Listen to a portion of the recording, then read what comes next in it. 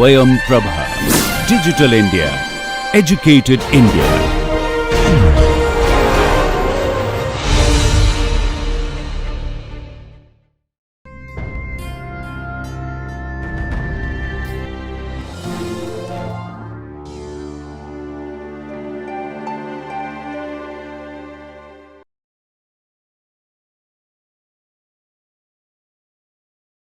Hello everybody. Today we'll begin a new chapter in our course on basic construction materials. Now of course when we talk about basic construction materials we essentially mean concrete, steel and asphalt. However, increasingly we see the role of different types of composites which are made not just with these materials but also with other polymers and plastics. So it's essential for us to understand the basics of polymers and plastics and how they are used to actually produce different types of composite materials.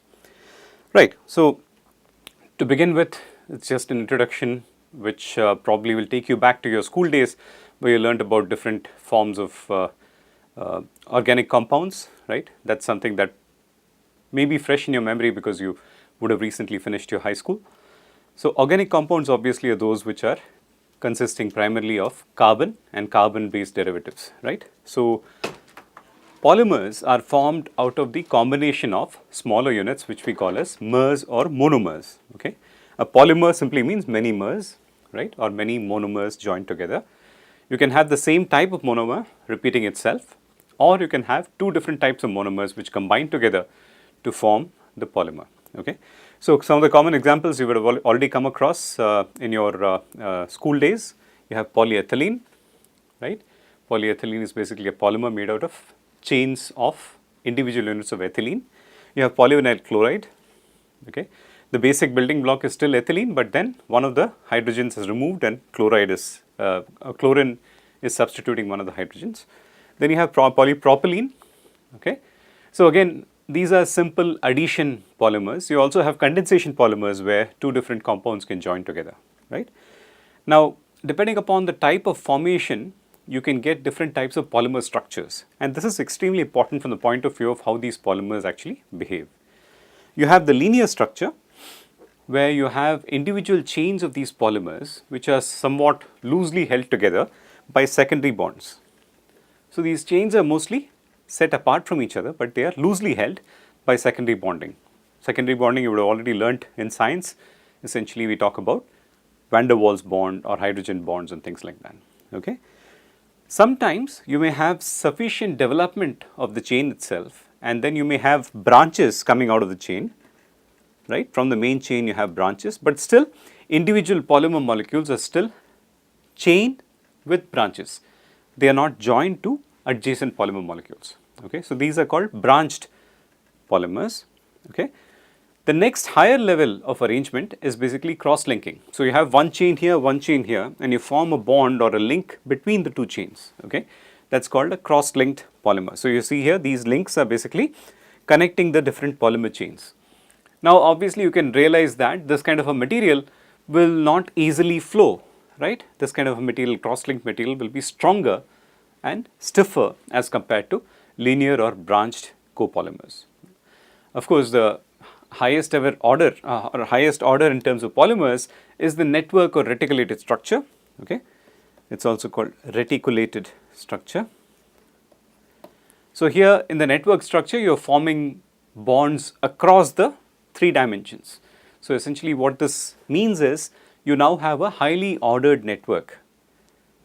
Okay, so the type of materials that you're dealing with will actually fall into one of these categories. So some of the common compounds that you find as polymers can be one of these sorts of structures. So if you think about the simplest ones like linear polymers, the examples are polyethylene and polyvinyl chloride. Okay, when you go towards polymers that are cross-linked, one of the common examples is the vulcanized rubber. Okay, and further when you go to the networked or reticulated structure, you will have compounds like bakelite, okay, which are extremely hard and stiff. So these are examples of different types of compounds, and these structures will actually determine to a large extent what kind of behavior this material has. Primarily with polymers, we want to understand what happens when we heat these polymers. At high temperatures, how do they behave? How does the engineering property change when the temperature is increased or decreased? Okay, so that's the major aspect that affects polymer behavior, and that's what we'll talk about for the most part of this lecture.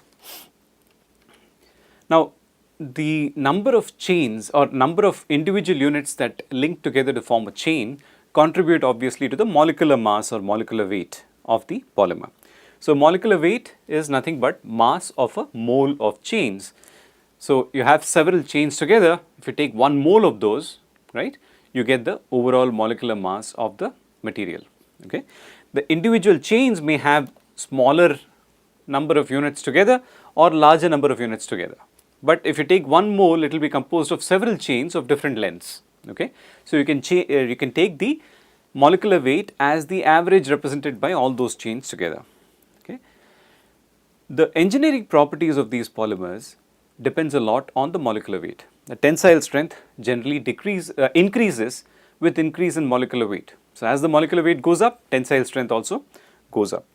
Why is that? Because just imagine a 3-dimensional network of these chains. Okay. If you have longer and longer chains, there is a good chance that these chains are anchored or interconnected. Even though they may be linear or branched, they need not be cross-linked or networked, but what will happen is they will start intertwining with each other because these are long chains. So, this intertwining will tend to increase the extent of strength that you can get out of this material. Okay. So, longer chains are entangled or anchored better. So, tensile strength obviously depends on molecular mass. The other factor that is very important that governs the response to temperature as well as the mechanical properties is the crystallinity of the polymer. Apart from molecular weight, the other important parameter that you need to think about is the crystallinity. Now, why are we talking about crystals when it comes to organic materials?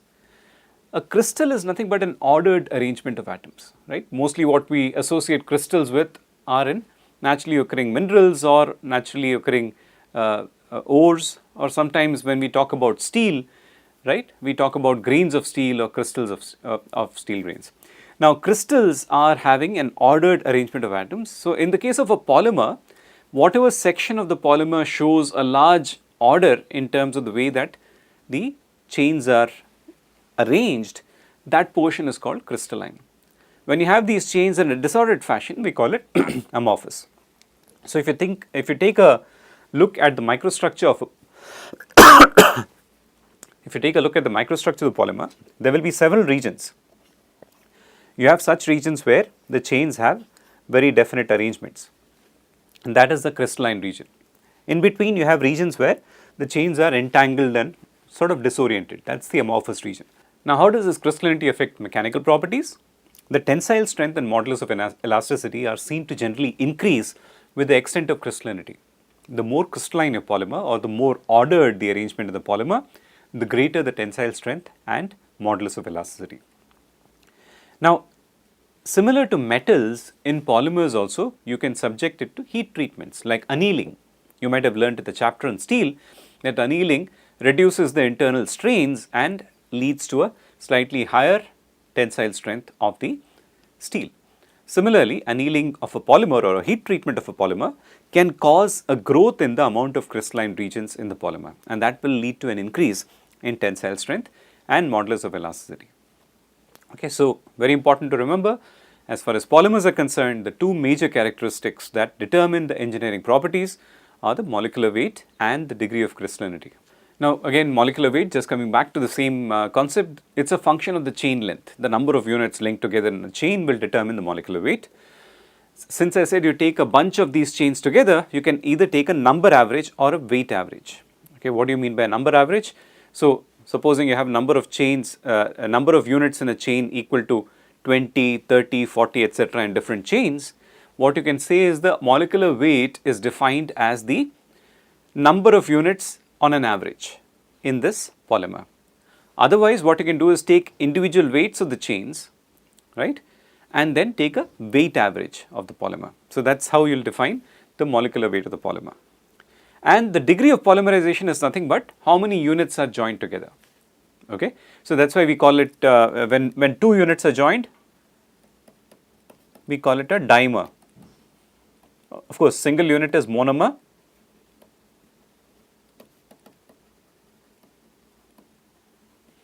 Three units is a trimer and so on.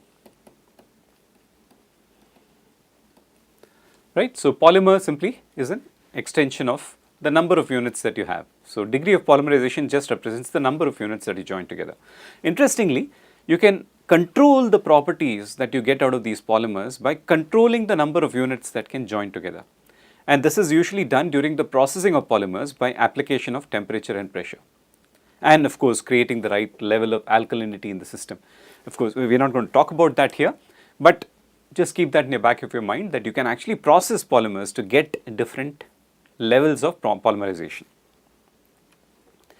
Now, as I said, mechanical characteristics like strength and modulus of elasticity are dependent a lot on the polymer characteristics like molecular weight and crystallinity. The other factors that may affect mechanical characteristics include rate of deformation, temperature, and presence of water, oxygen, and organic solvents. It's very interesting to know that in the case of metals and concrete, none of this is that much of a problem, especially the rate of loading and temperature are not a huge problem in the case of metals. In concrete, the rate of deformation can lead to some interesting effects. The temperature is not so critical as far as concrete is concerned during the time of testing. Okay? But for a polymer, when you are testing the polymer, it has to be done at a well-defined rate of loading. It has to be done at a well-defined temperature so that results can be comparable across labs, and it has to be done in a condition that is free from the effect of these impurities. Otherwise, you will get results that are completely different. You take the same polymer, you test it in different labs. If you just have a minor change in temperature, you can experience a major change in the mechanical characteristics that you measure. And where is this applicable? In construction materials, primarily we are talking about asphalt or bitumen, which is used for road construction, right? Bitumen is nothing but a polymer, right? It's a long chain polymer. And if you don't test bitumen correctly in different labs, you may get completely different results from the same sample of bitumen. Okay, that's not really an ideal condition. That's why we need to define the test environment properly, and the rate of loading has to be fixed. Now, why is the rate of loading important? Right, we talked earlier in the concrete chapter about creep. Creep is the response to sustained loading. You continuously load a material for a very long time, you'll see that it continues to deform, okay, depending upon its characteristics. It's not so much a problem in metals. In concrete, it can affect performance of concrete structures, but in polymers, the creep can be significant. Creep is a major problem in terms of polymeric behavior. Because most polymers are not extremely stiff, they don't have a very high modulus of elasticity. As a result of that, they will be subjected to a large amount of deformation when there is a sustained load on them. Okay? Now, based upon the mechanical response that these materials give when you test the load, when you apply a load and test the deformation, you can get three different types of behavior. We call it brittle, plastic, and elastomeric behavior. Of course, we didn't talk specifically about this with respect to concrete. In steel, you would have come across, of course, the strain hardening type of behavior that steel exhibits when you subject it to a tensile test.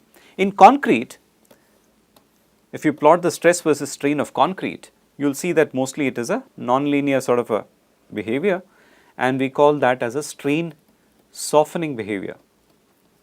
Of course, this is a subject of a slightly different order of course. Maybe when you do an elective in concrete technology, you will probably look at all these aspects. So, this is a concrete behavior.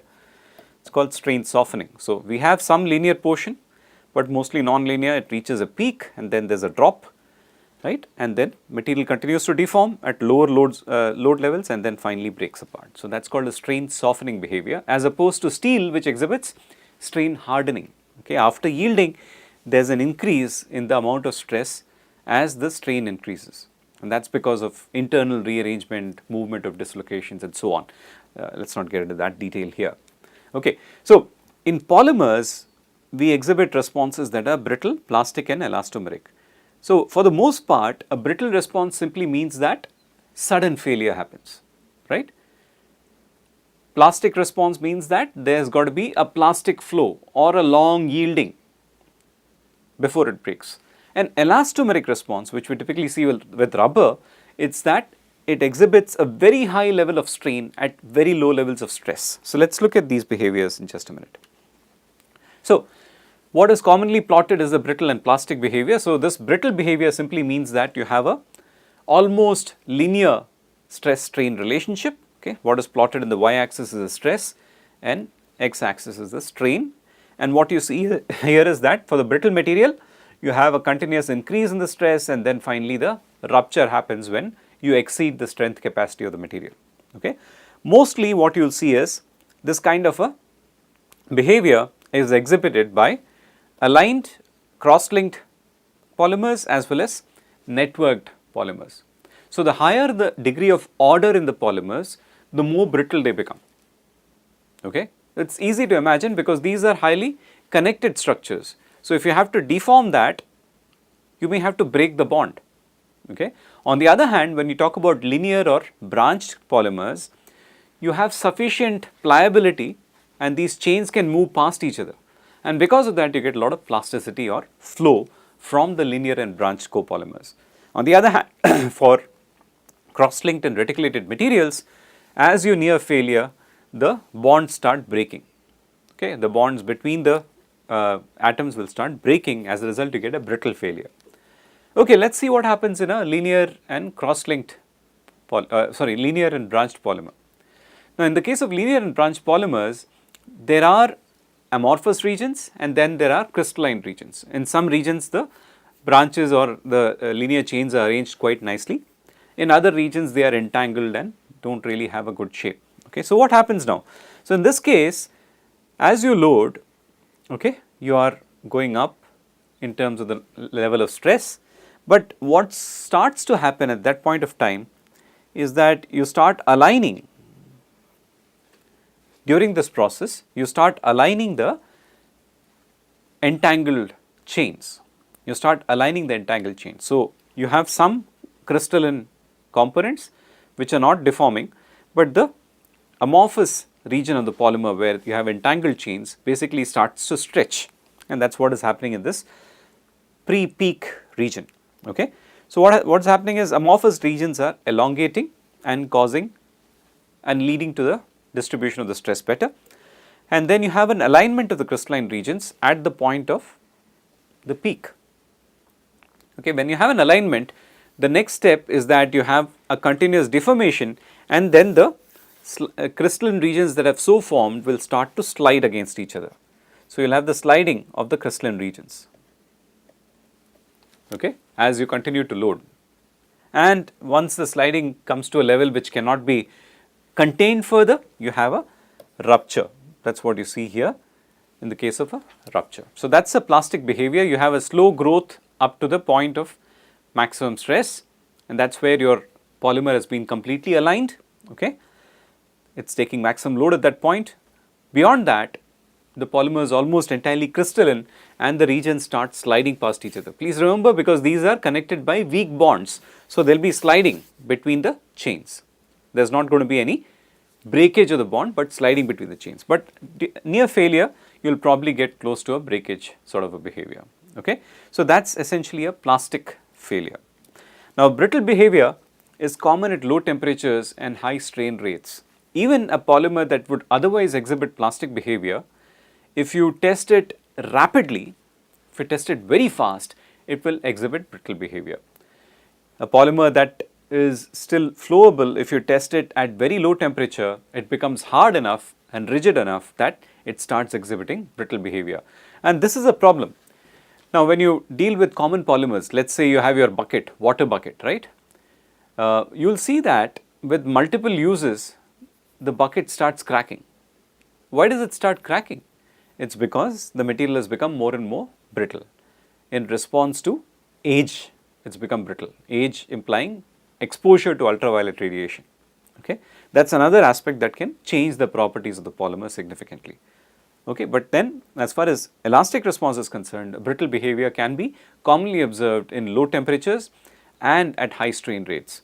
Again, applying this to the example of pavements or roads where bitumen is used, if the bituminous pavement serves in a condition where temperature can change significantly between 30 to 40 degrees Celsius to all the way to negative temperatures, what will happen in that case? When you go to negative temperatures, the behavior of asphalt will become very different. It will have low temperature thermal cracking or brittleness will be introduced, and there will be cracking in the pavement because of the cracking of the polymer, that is the bitumen.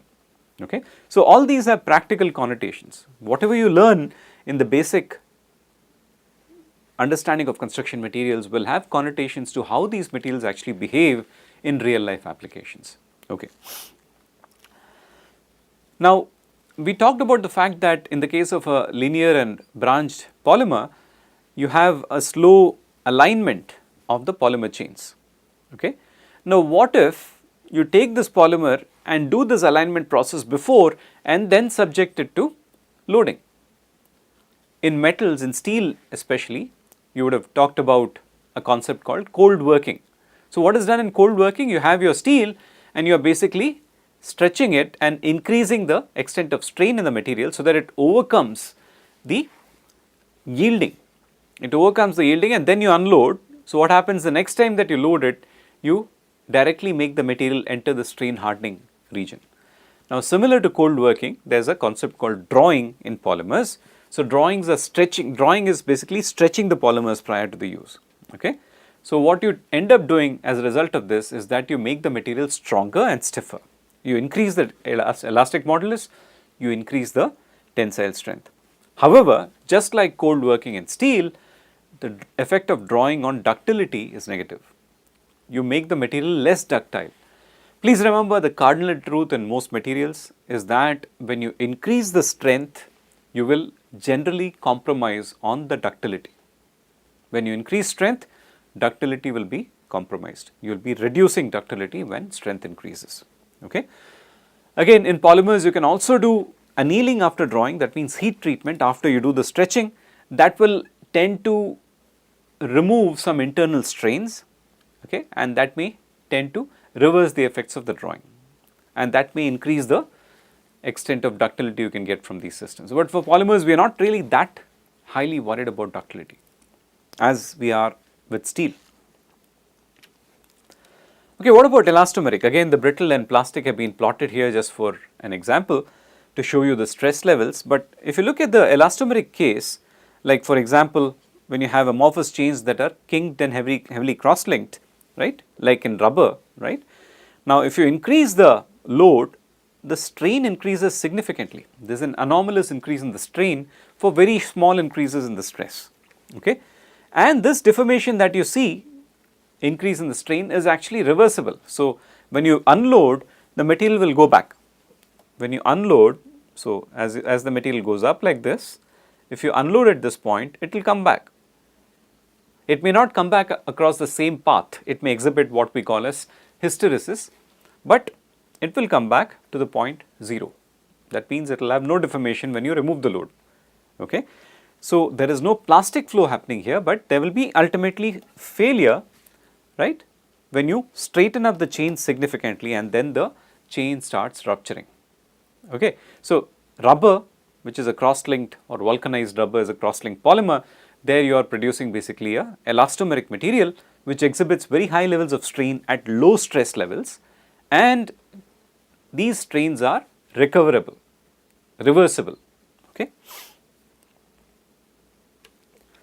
Right. So, we looked at mechanical behavior of polymers. Now, let us talk about another important characteristic, that is the thermal behavior. Okay.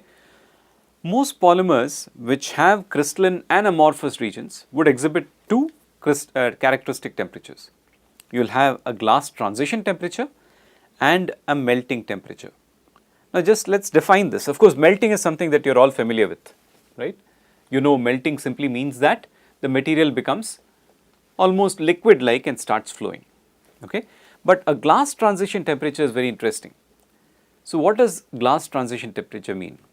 Let us say you have a material at room temperature which is extremely solid, okay, which is a real solid, almost an elastic solid type material. When this material undergoes an increase in temperature, at one particular temperature, it may start becoming more deformable, okay. And then you continue to heat the material at one particular temperature, it may start becoming almost liquid like. So, what has happened is there are two transformations that have taken place. One is from an elastic solid to a viscoelastic solid. That means it starts flowing, it is still solid, but it starts flowing. Okay. But the other temperature, much higher temperature, is the melting temperature, where this viscoelastic solid has become a liquid. Okay, but of course, materials usually exhibit several ranges of transformations, but these are the two important transformations. So, glass transition means that material changes from elastic or glassy solid to viscoelastic solid. That is the glass transition temperature. Okay. Again, it has got practical connotations. For example, if you are using plastic pipes to carry hot water, depending upon the type of plastic and its glass transition temperature, you may actually not be able to push hot water through certain types of pipes. Why is that? Because at some temperature of the hot water, let us say you are putting boiling water 100 degrees Celsius through the pipe, right. At that temperature, some polymers may undergo this glass transition. That means they are changing their behavior from a hard elastic solid to a viscoelastic material. So, your pipe will start getting bent and warped because your shape is going to change when it starts flowing at that high temperature. Again, something very commonly observed when you actually take a PTFE bottle, right, water bottle, you empty the bottle and fill up hot water in it. What do you see happening? You see that the material gets deformed. It is very easy to press the bottle, right. When you have cold water in it, the bottle is rather stiff and hard, but when you fill hot water in it, the plastic basically undergoes a change in its temperature. That is why you should not fill up extremely hot water in the regular water plastic bottles. There are specialized bottles available which are a lot more temperature resistant. Right. Another behavior that you would have learned before is the thermoplastic versus thermosetting behavior. Thermoplastic simply means materials that exhibit flow as you increase the temperature. A thermosetting behavior relates to those materials that do not show any change with an increase in temperature until a point where they simply burn off. Okay? Until a point where they simply burn off. So, those are the two characteristics that are exhibited by different types of polymers. Let us take a look at what type of polymer exhibits what characteristic. Again, just to re-emphasize this aspect about glass transition temperature, what is plotted on the y-axis is specific volume. Specific volume is nothing but volume divided by mass. It is the inverse of density. Okay, it is the inverse of density against temperature. Now, you know very well when solids change to liquid, what happens? Solids have a smaller volume for the same mass. Liquids, you have a greater volume for the same mass. That means as the material turns into a liquid, the specific volume, which is inverse of density, should go up. Okay. So, let us look at the three different cases. A is amorphous, B is semi-crystalline and C is crystalline. In the case of a crystalline material, as you increase the temperature, you do experience some increase in specific volume, but you do not see any transition happening in the material until you reach this temperature and it suddenly transforms to a liquid phase, and that is your melting temperature. In the case of an amorphous material, where all the chains are disordered, you will experience the glass transition, right. The material will experience a glass transition, but beyond that, it will have almost a liquid-like behavior. Okay. On the other hand, in most polymers which are semi-crystalline, you will exhibit both glass transition as well as melting.